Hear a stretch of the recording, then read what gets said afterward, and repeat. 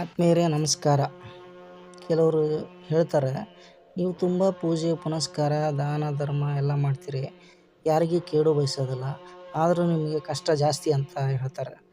ಆದರೆ ಅದೇ ರೀತಿ ದೇವರೆಲ್ಲಿದ್ದಾನೆ, ಈ ಥರ ಎಲ್ಲ ಕಷ್ಟಪಡ್ತೀರಲ್ಲ ನೀವು ದೇವಸ್ಥಾನಕ್ಕೆ ಹೋಗ್ತೀರ, ಎಲ್ಲ ಮಾಡ್ತೀರ, ಏನು ಇದ್ರೂ ನಿಮಗೆ ದೇವ್ರು ಕೈ ಹಿಡಿಯೋದಿಲ್ಲ, ಕಾಪಾಡೋದಿಲ್ಲ.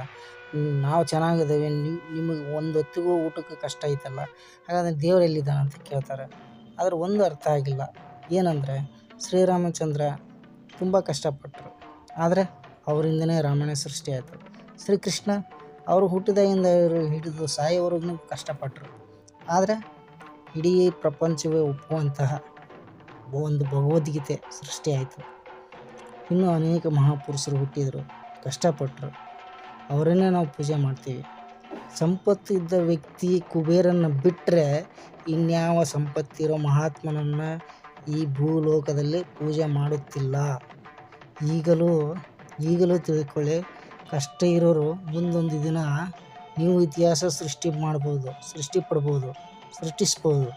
ಯಾರಿಗೆ ಗೊತ್ತು, ನೀವು ಮುಂದೊಂದು ದಿನ ದೇವ ಮಾನವರಾಗ್ಬೋದು.